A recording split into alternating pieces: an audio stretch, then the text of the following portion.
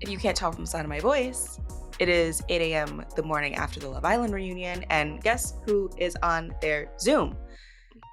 Good morning, America. This is us. This is us now. Guess, But you know how early it is? I haven't even done my morning pages. really? Mm-hmm. Hunter. Wait, I was gonna say, like, this is how serious it is for us. Like, Love Island is that serious that we were like, we gotta make sure we get it in depth. We have to. No, We really- must. Um, and glad we did. okay, where did you watch the reunion? And just like big overall takeaway, were you satisfied? Was not satisfied. I watched it at Zara's house and our friend Zara. Shout out to her. I love when a bitch cooks me dinner. But I wanted so much more. And we'll get to it, but Huda's little, I almost said pickpocket answers, but these little like PR answers. No. We deserved better. I had I expected more. I thought it was gonna be a better time. What about you? I honestly, I mean, I would have watched like a 7 hour, like OJ Simpson Made in America version of this reunion. Would have gone to a theater to see it in one sitting. However, I'm happy with the Andy Cohen of it all. I think that he applied pressure in a way that I was like, we actually needed that. I'm happy that he, on the red carpets before, he was like, I'm like ready for Ace, ready for Huda. And Ace did not get that much. And you know me, I'm Ace's Aaron Brockovich. And I said, Jeremiah, you're a grown man. Okay, I was gonna say, did you have a favorite Andy specific moment? When he asked Huda, you done all this learning and growing in 1 month? And now that's how I know you doing the artist way. Yeah, because you're like, it ain't even possible. Bare minimum 11 weeks. Let's say I that. also want one more thing, something about the way that Andy addressed Austin, who I truly forgot about. It was giving the way he talks to Ramona Singer, where it's like, huh, okay. Like that is his Ramona Singer tone of voice. Every time I try to forget about Austin, I do see him somewhere on my timeline, arm around those two black boys, Jeremiah and I can't remember which other one.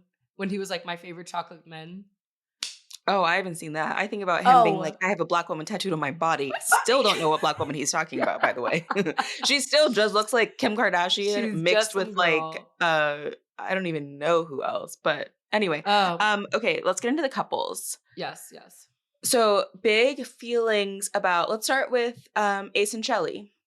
Ace and Shelly, I was sitting there being like, twist my little mustache. I don't know. Hunter, you might have made a point. Oh, I made several Black Love every day.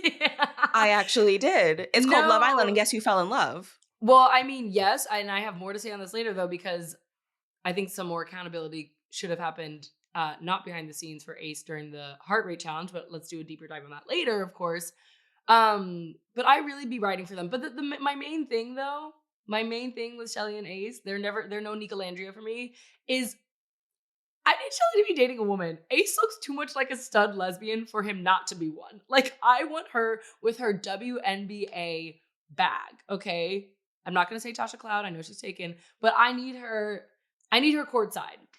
It's just like, you are already dating a lesbian, just round up. You know she bi, we can she's already prepped. She's off book. Okay. What about you and your Okay. faves? Well, you know I love me some Ace and Shelly. I am so happy that like they genuinely truly seem like so happy to be around each other. And I also love Ace's little like, oh yes, I'm planning to like ask her to be my girlfriend. Like I have like a big production planned. Yeah, he Um, always got a production plan, that's for sure. well, okay, and you would Sorry. hate that? That's so crazy. Because who Yes. took videos of you when we were in Portugal? Who had to Okay, get well, on? that's called training, first of all. And you're still in school is still in session, let's say that. All right, not too much over there. I yes, very happy to see them together. Okay, let's talk about I guess Iris and Pepe next. I felt like I did not hear Iris utter more than like one sentence. Yeah. But that's what she's known for. Yeah, but I really That's like her. I watched her whole episode of the Gabby Wendy podcast and I was like, okay, I'm like kind of like we're fucking with Mark, like we're fucking with Iris. Like she is kind of like so chill in a way that I see like why she kind of came across as like very just silent during yeah. the season. I think she was like the exact kind of white girl should be on this show, which is like pretty quieter, like a B character to the whole plot. But what did someone say? She is who Sierra thought she was in terms of like chill, cool girl. Like Iris generally seems chill, cool, But settled. Sierra's a little bit woo-woo though. Well, Like I know I saw her at Burning Man. No, it's not. I like am about to unfollow her because her social posts have been getting me the ick. Okay, and then who else? What are the other couples? What's the other couple? Oh, Brian Who's and the other Amaya, of couple? course. The winners. Oh my god, yeah. I mean, I'm still saying it. I don't think they should have won. I think we love So Amaya. wait, who should America have loves won Amaya. then? Nick and Alandria right there. Oh yeah, okay. Yeah. The swirl agenda is back with a vengeance, baby. I I'm gonna regret that. But I do think that Amaya and Brian don't seem to have the sustained chemistry that Shelly and Ace and Nick and Alandria both have.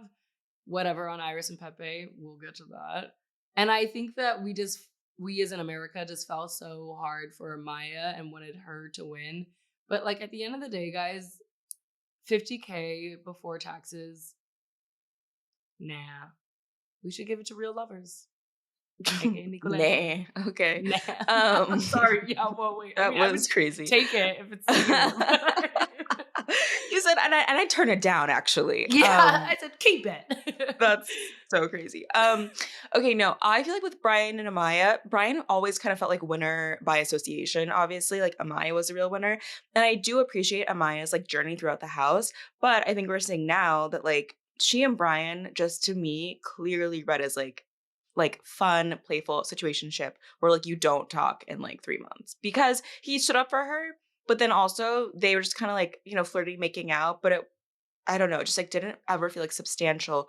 Versus Nicolandria, of course, who are like, I mean, Shakespeare is coming out of the grave to write sonnets about their love. And no, Shonda Rhimes is on her next She's feature. been writing that. Final Draft has been She open wrote for it. She them. actually wrote Love Island. Actually. She did, like with a quill pen. Yes. But okay, Nicolandria, I was kind of like, I kind of wanted a little bit more from Nick this reunion. Like I felt very happy that he was like allowing Alandria, not allowing, but like, you know, being the good boyfriend of like letting her speak her piece and not like trying to talk over her, like get too involved in like women's business. But I did kind of want to hear more from like his POV about the Jeremiah stuff, about how he felt about Huda, because that was like such a funny dynamic of him literally at every opportunity voting for Huda to go home.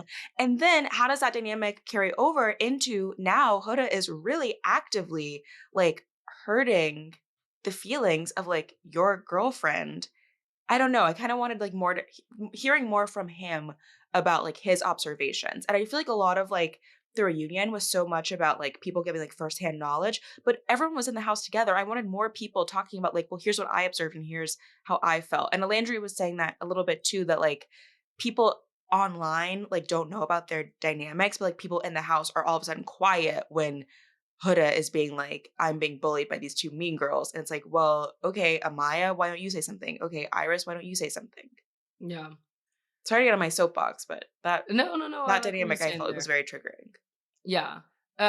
Wait, with Nick being No, sorry.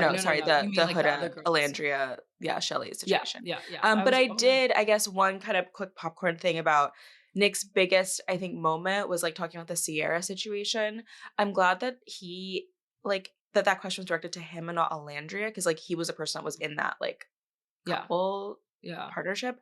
Um, but I kind of want a little bit, there felt like there's like meat on the bone still. Like Nick had said that Sierra had just like been posting like the Grease stuff, like the kind of like my friend and my ex are like now together. He was after her the whole time, da da da.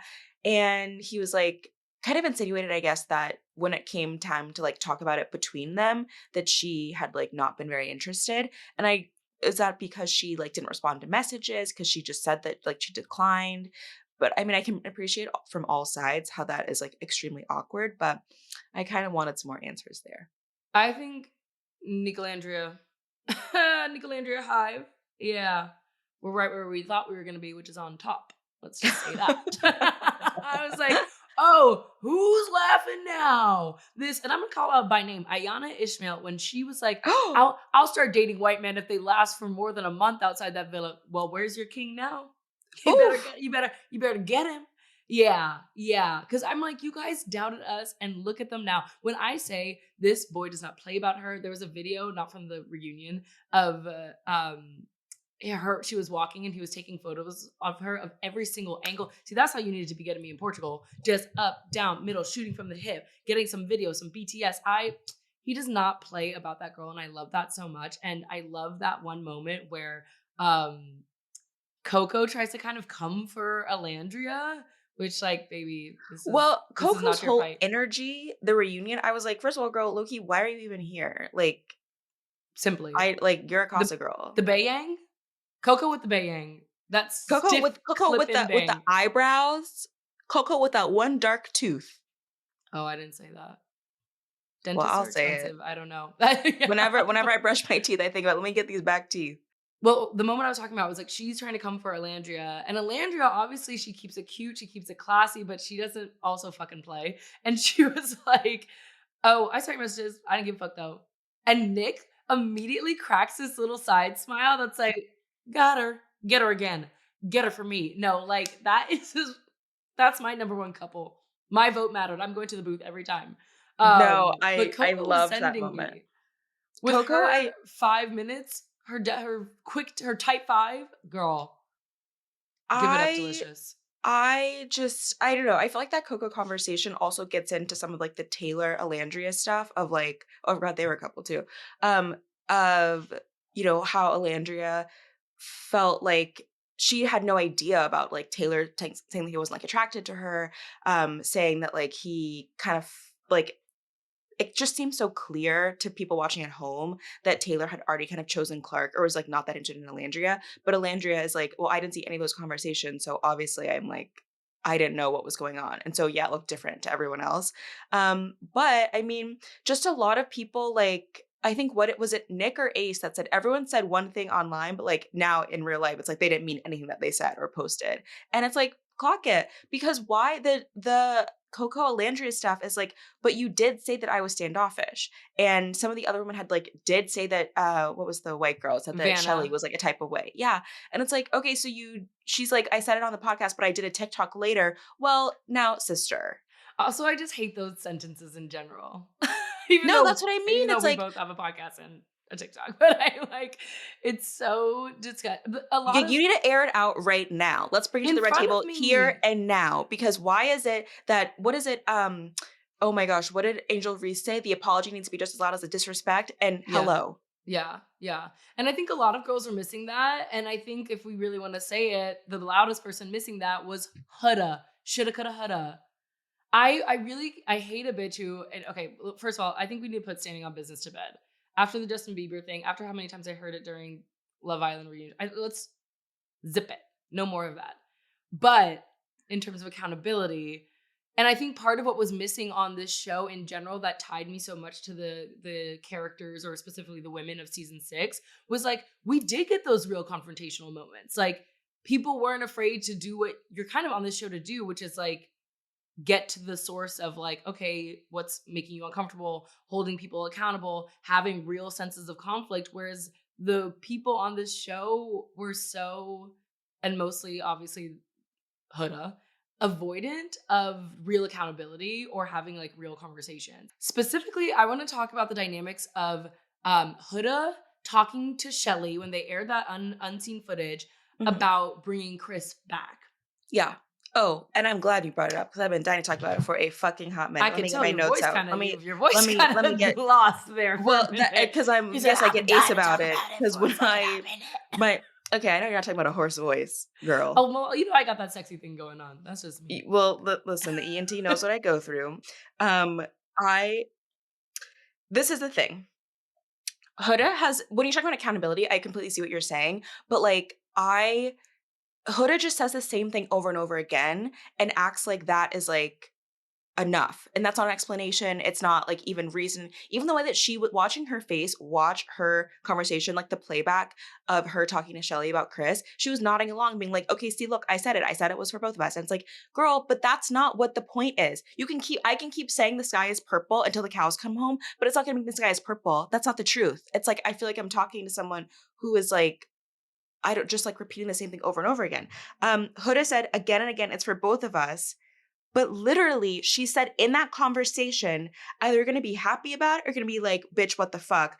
I knew your ass was going to be like, Huda, don't do it. And I'm not going to listen. She literally says that in the full version of the clip, that she was going to say, no matter what Shelly said, she's going to do it anyway.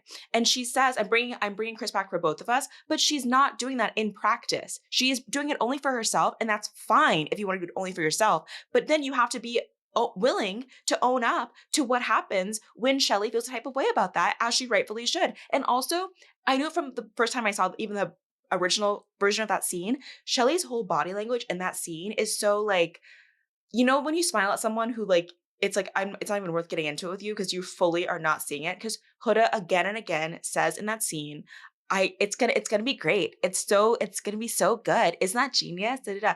And Shelly is like, okay, okay. And at the end of the scene, she says, we'll see, we'll see, we'll see. So this whole like Shelly agreed. No, she did not agree. Yeah.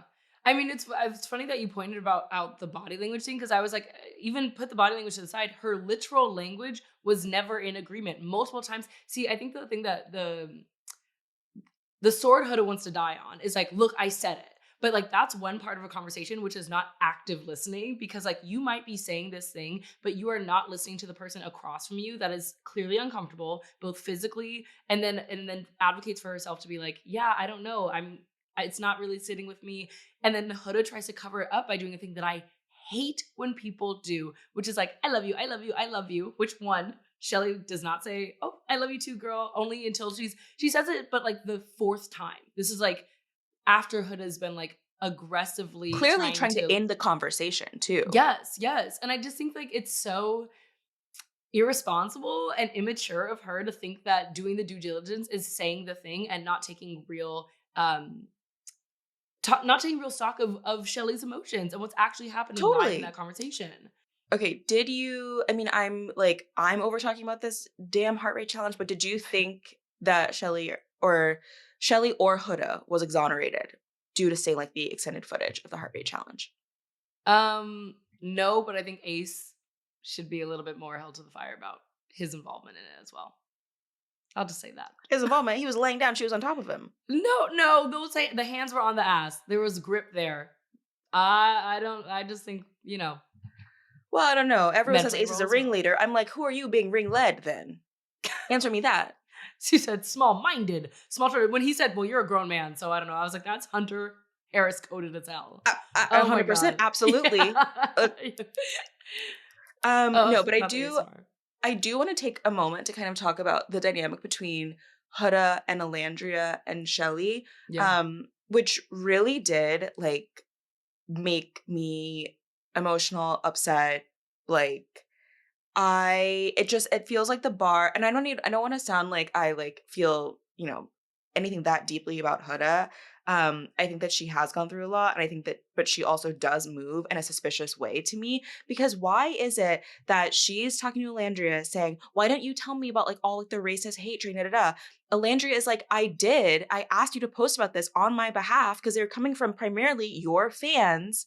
And she's like, well, I didn't know, and I was just so overwhelmed, da da da. And then Ariana asked her point blank, why did you not make a post about it? And she's like, well, I didn't really know. And like, why didn't she say anything? She just said that. I'm like, I need someone else. I need Andy Cohen to like bark back and say, what did she literally just tell you?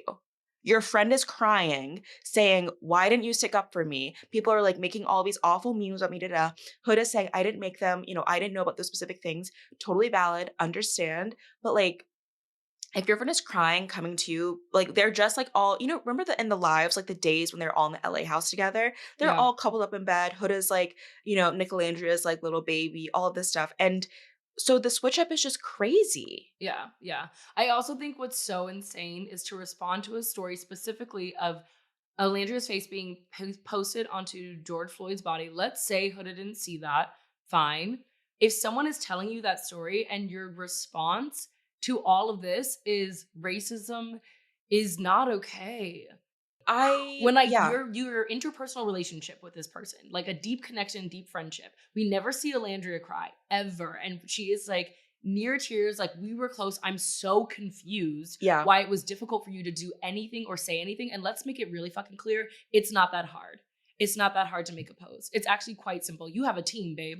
If you got Netflix, you got a team, okay? So but then also I feel like Huda was like kind of a smoking gun. Is like, well, why did you think that, like, when I talked about bullying, she's like, I never named anyone specifically, and she's like, I even said your name, but like you weren't a bully, that, you know, I really loved you, da. And it's like, okay, why did Alandria feel like the bullying conversation was about her? Because your fans were putting her in that role and making memes and making posts about her, and the least you could do is just say, stop bringing it to Alandria, because let me tell you, PPG, they're always like about each other. Stop talking to other PPG girls in their comments, talking to them crazy. It feels like the bare minimum. But of course, Huda is like, well, why didn't you tell me? Well, babe, she did. Yeah. And you did nothing. And you have time and you have handlers. I feel like I hate this act that people are like, oh, I just like don't. No, you've got teams now. Let's all be real. Because even Amaya told Ace, I did not realize that Alex Cooper was going to make that little TikTok. I mean, I don't even know about that situation, but Amaya in the moment was like, I try to get my team to like get them to take it down, da. Like, how hard is it even just to extend that level of like, I hear you and I want to work on this? And I did not hear that at all from Huda. And that was most like disappointing, sad part of the whole reunion to me. Because instead, she's just like nodding along, and Andy Cohen is like, what did you regret from this season? And she's like, well, the cursing, that I cursed so much. Yeah. But also the craziest part was allegedly, she posted an Instagram story afterwards, not addressing anything about Shelley or Landria, but specifically addressing her dating rumors, how she wants to own the narrative over that. And then I think deleted it. Because I didn't even see that, and I honestly do not care about who Huda is dating, but like, that kind of, I mean, I'm happy that we didn't hear the phrase like girls girl too much this reunion, because that conversation has left the harbor on that. But I was just really, really disappointed. Yeah. But it's up from here. It's up from here in this conversation. Yeah, we'll make Nicolandria up in the fourth quarter, baby. Oh wait, we're going they here right now. We're going knocking at the door. Yeah, we're going marriage, kids, babies. Wait, let's wrap it up, baby. Reality show. Hunter, we're over time. I'm done. That's all. That's all I have. Okay.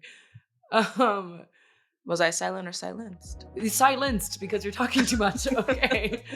What else this week on Let Me Say This? We have Zosia Mamet, and we'll be talking to her about her book, Does This Make Me Funny? And we'll be also talking about The Summer I Turned Pretty. So let me say this. Looking for a home for your worst opinions. Are you a hater first, but a lover of pop culture second? Consider this a glorified group chat. We're not calling you out. No. We're calling you in. It's a safe space to talk shit. But of course, from Wondery, I'm Peyton Nix. And I'm Hunter Harris. And this is Let Me Say This. Let me say this. Let me say this. Let me say this.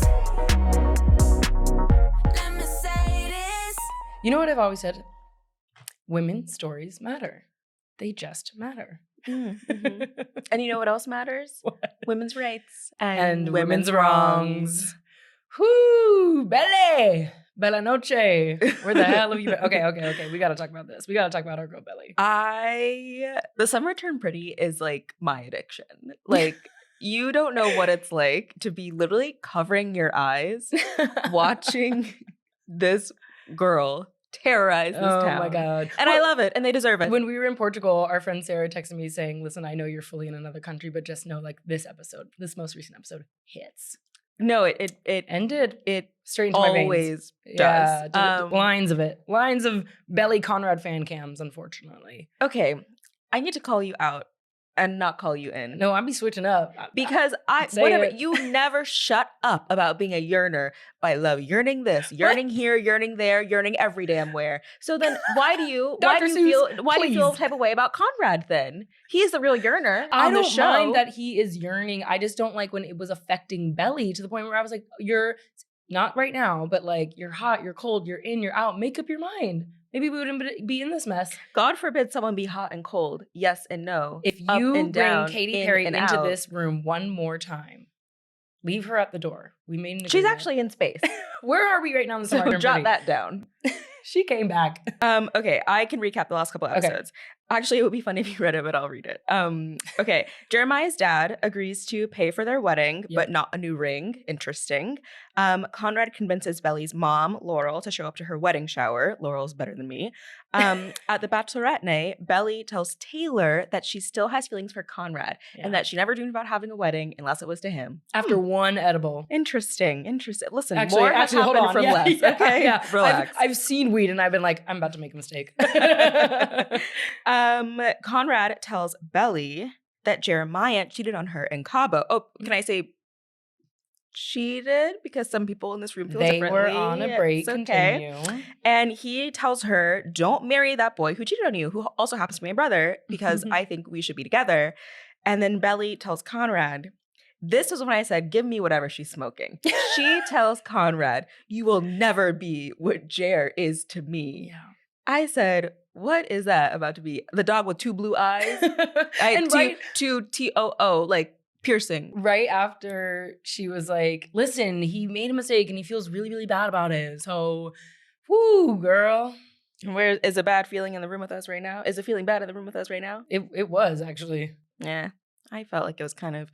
I don't know. Belly, listen, I know that Summer Turned Pretty is like really packed to the top with Taylor Swift songs. Yeah. But this is a show that makes me want to listen to some SZA about it. Because what do you mean you cheated on me in Cabo and I'm still supposed to marry you and I have a little tiny ring and also we're getting married at a like nauseating country club and your dad sucks and wants to bring his side piece to the wedding. Oh, that part was crazy. No. You know who I saw? I saw no. you, Laurel. That's mom's name, right? Yeah. Laurel. When she was all side-eyeing the little hussy, being like, you stepping foot in my dead friend's house. How dare. It was very Hunter Yvonne to be like, I'm not going to be nice just because everybody else being nice don't mean I need to be nice.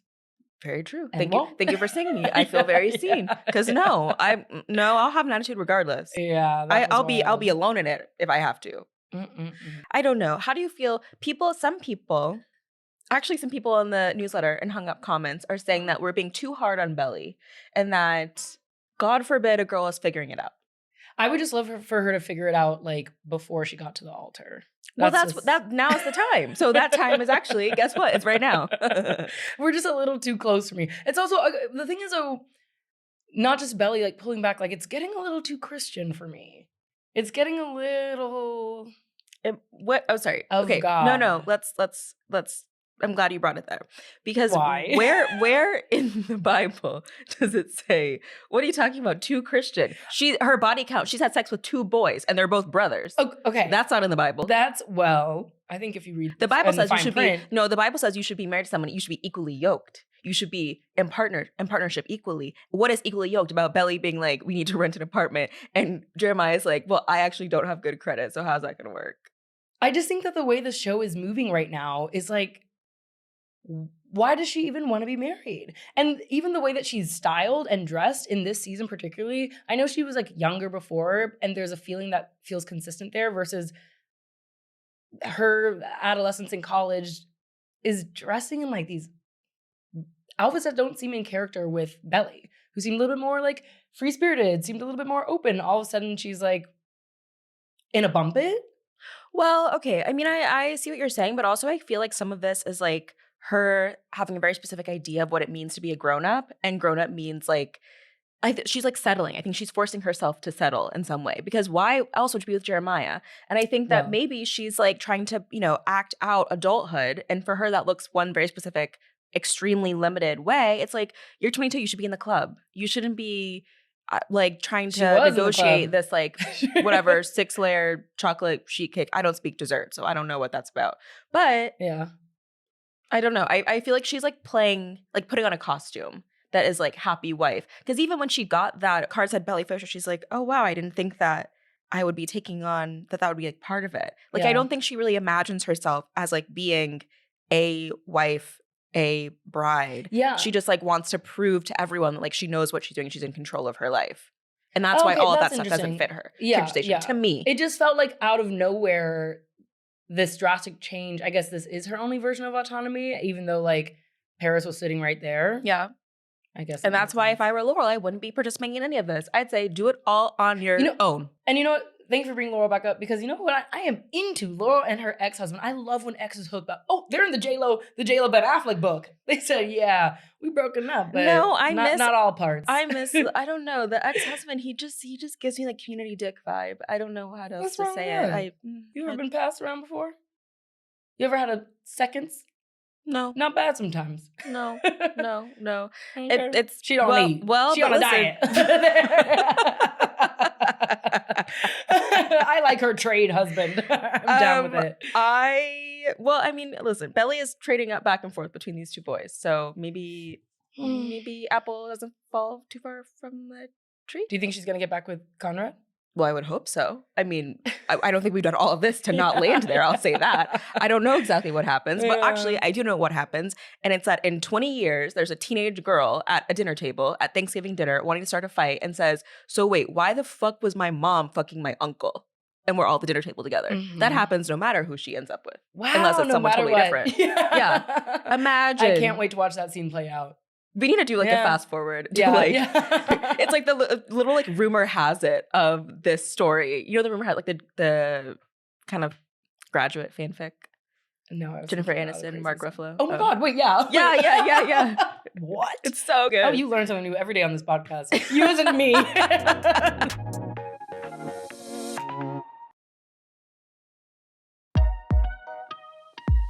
We're on kind of a killer guest run right now. I know, we're tearing. I'll give us our 10. Okay, yeah. I can do it, but I've got the gay version of it.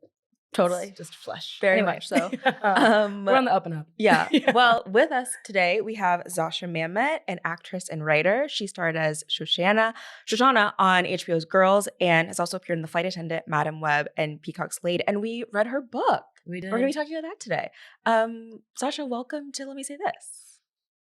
Thank you so much for having me. Of course. So we have a question that we ask everyone who comes on the pod. Do you consider yourself to be a lover or a hater? I think a lover. There's no wrong answer. No, yeah, it all works. I just realized I was like not expecting that question, and suddenly I'm like, no one's ever asked me that before.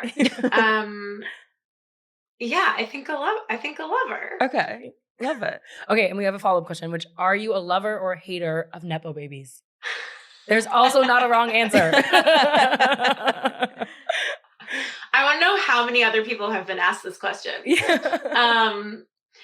I just shot this movie in Italy with Billy Lord, and we had some like seriously deep talks about Nepo babyism, and I feel like the overall vibe was love. Yeah.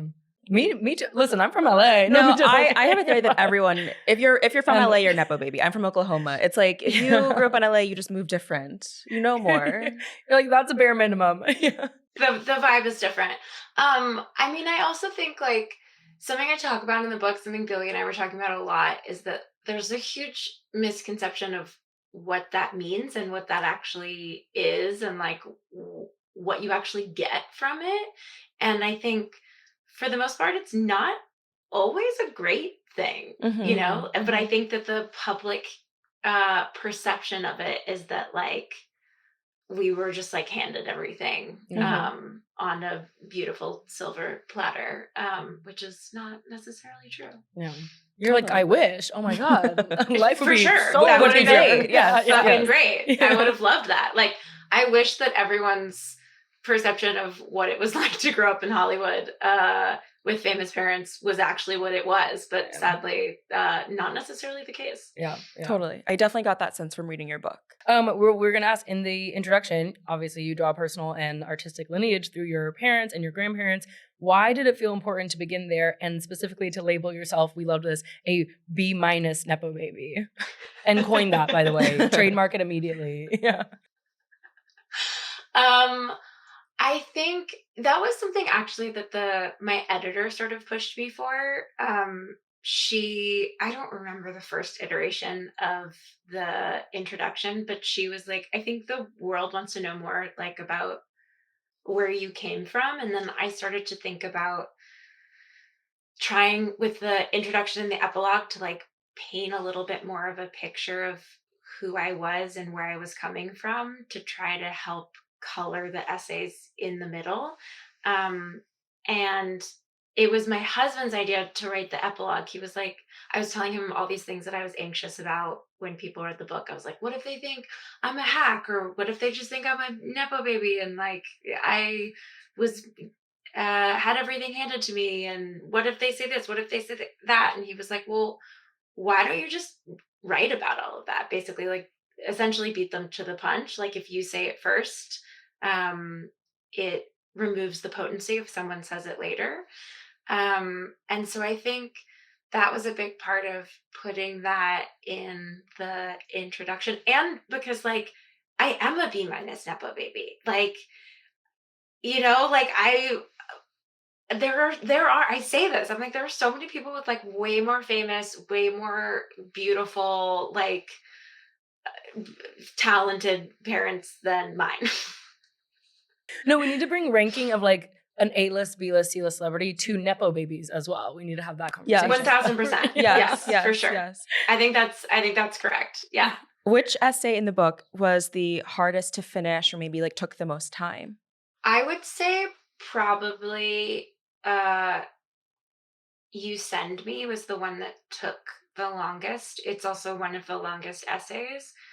But that one was definitely hard to write about. It's about a pretty dysfunctional, abusive relationship. It was like a very, very sad time in my life that really broke me in half for quite some time.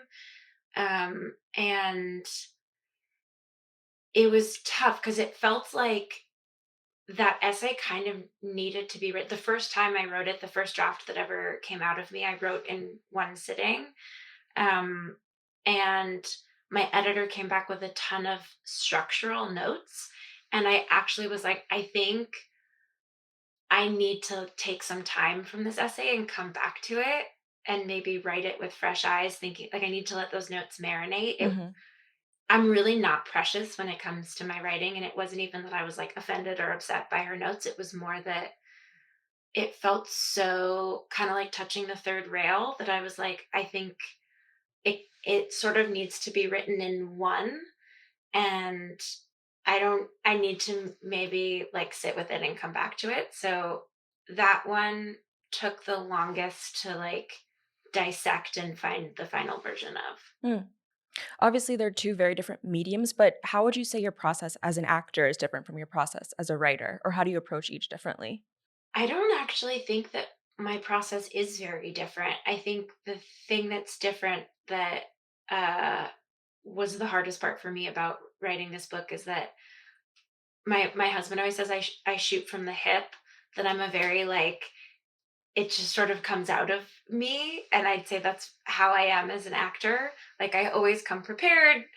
I know my lines.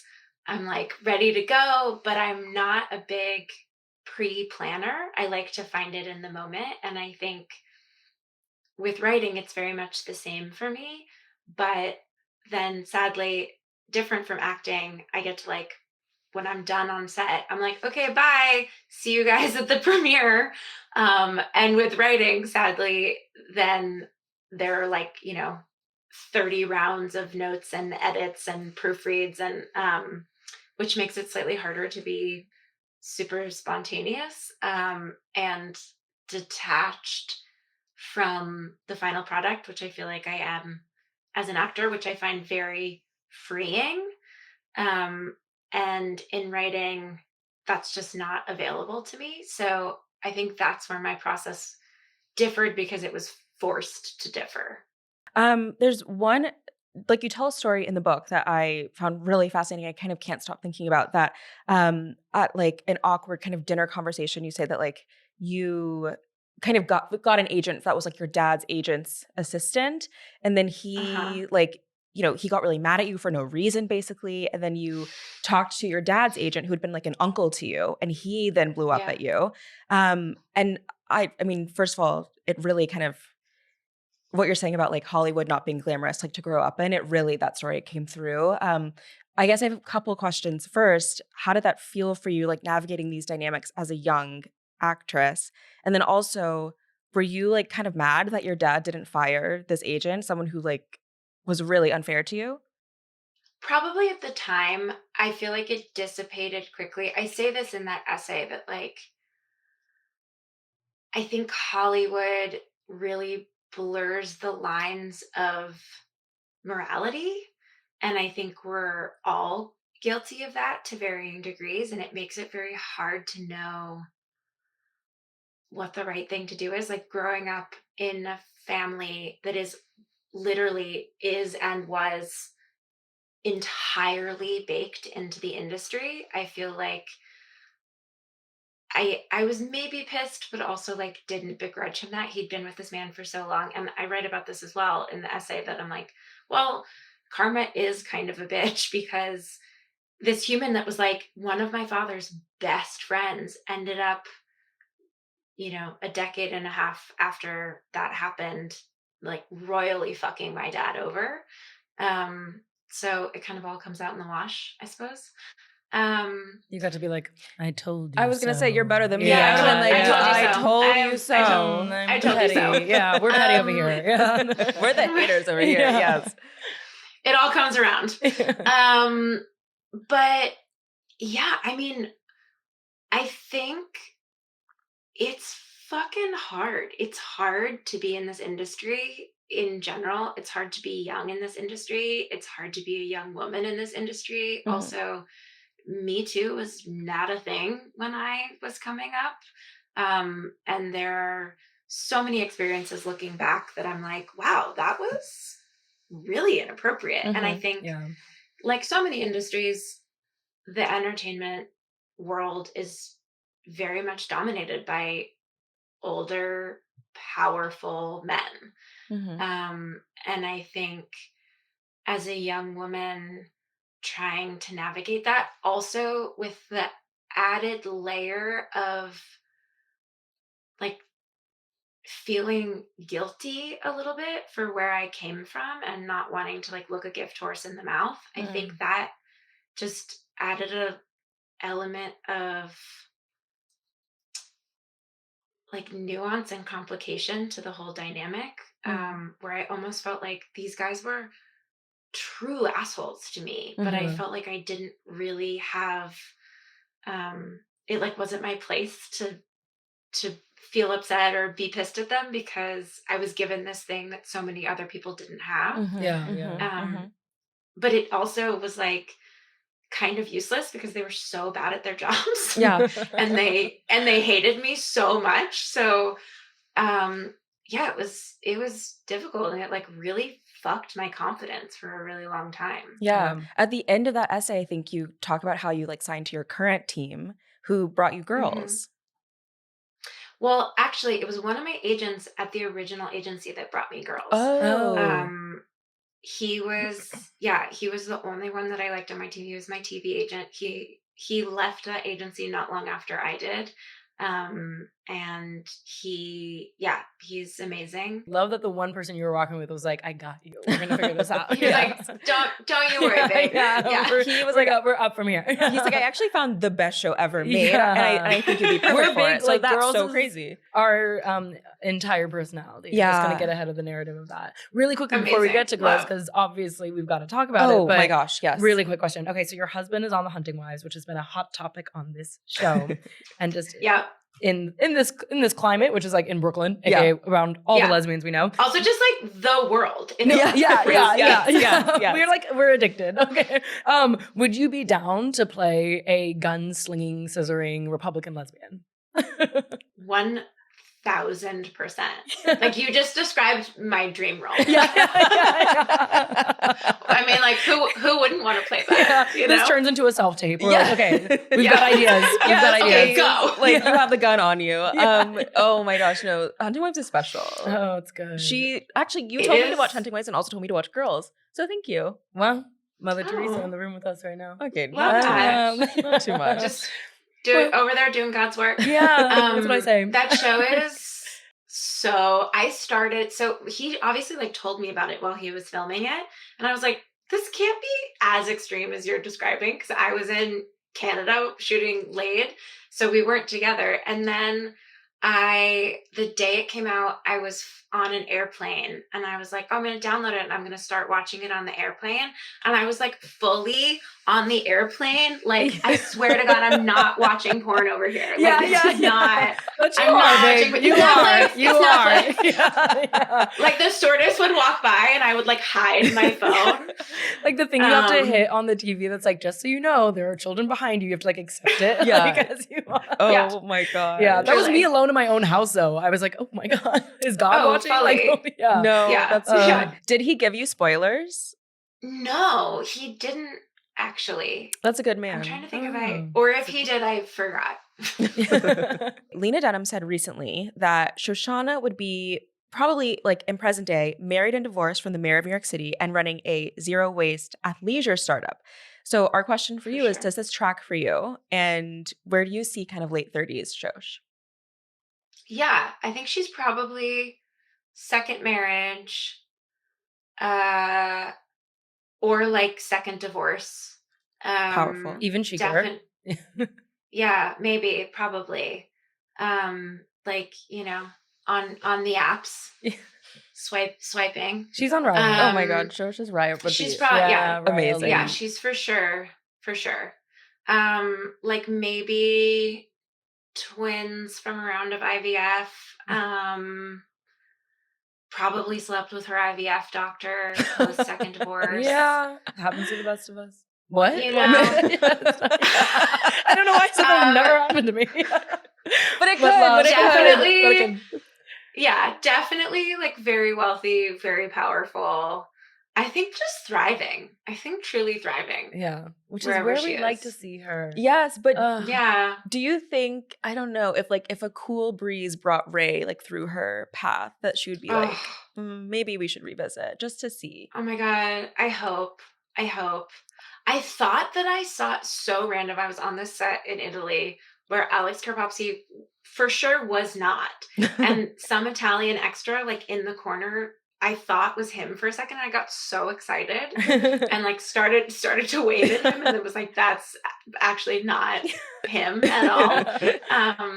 But I love him so much as a human, and I loved them together so much as characters. So like, yes, please. Oh, that's where we part, girl. Yeah, that's where we separate roads. Yeah. I'm like, how long do we have? No, but I also want to know, which girl's character do you think has aged the best, and which girl's character has aged the worst?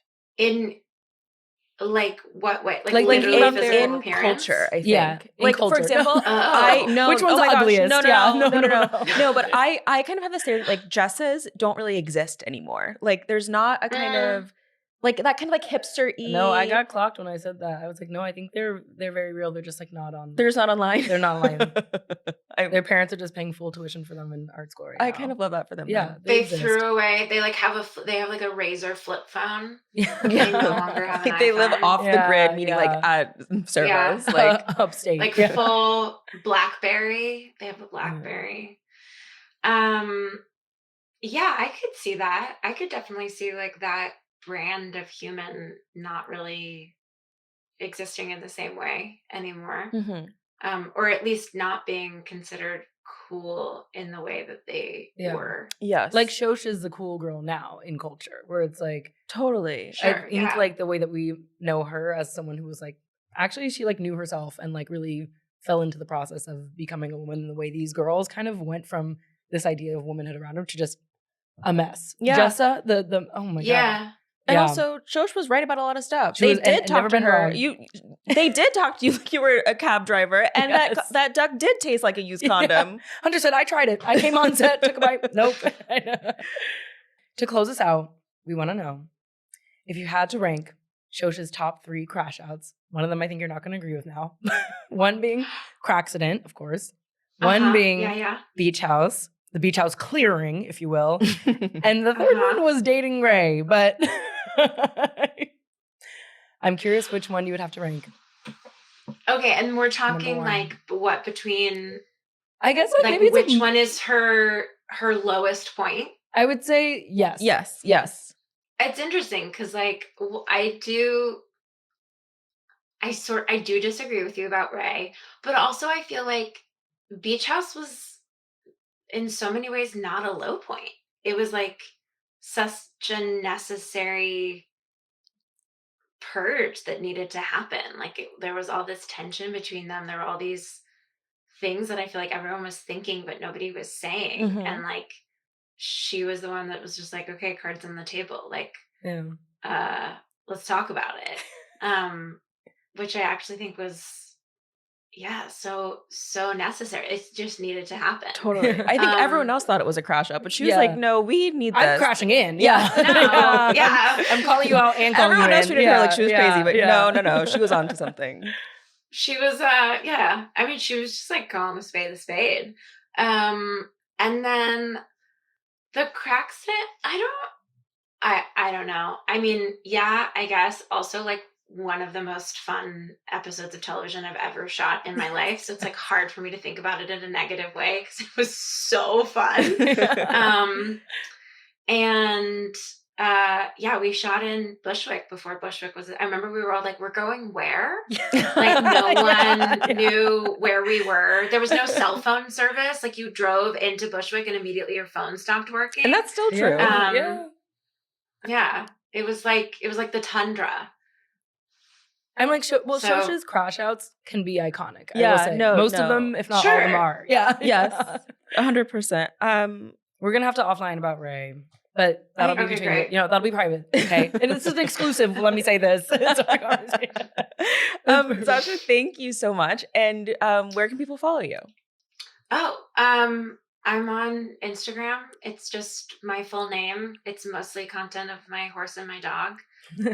So if you don't want that, I'd go somewhere else. Perfect. She said you get in where you fit in. Yes, I love it. Thank you so much.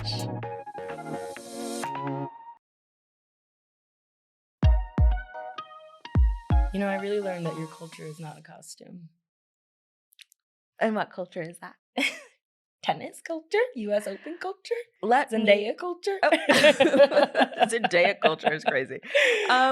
Well, yes, due to, I will say, tireless advocacy, I have RSVP'd to things that people have never RSVP'd to before. Yeah. Just to get US Open tickets. And it worked. Yeah.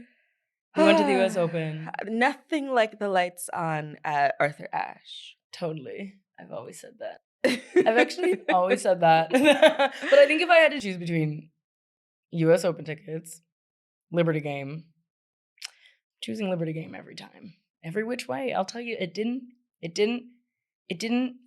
hit for me. It was too bright. That was my main complaint. It was too bright in there. The house lights are on. What? Yeah. It's tennis. I know, but I don't want to feel like I'm part of the game, though. What? And like, okay, privilege. We were very close. Oh, we're never beating the bougie black girl allegations. Oh God. But yes, we're also 24. Okay. Yeah, that too. Get that on the record. Yeah, let me take my chains off. Granted, we went with a brand, okay, but being that close, I was like, this is too much. This is too bright. I get why people wear their sunglasses, but I don't need my skin showing like this. Like I don't need to see my pores. It was too much. And I don't think you should be like that drunk and the lights be that on. It was like walking to someone's apartment, straight person probably, and the overhead's on. It's like, that's too much. At Liberty, you at the club.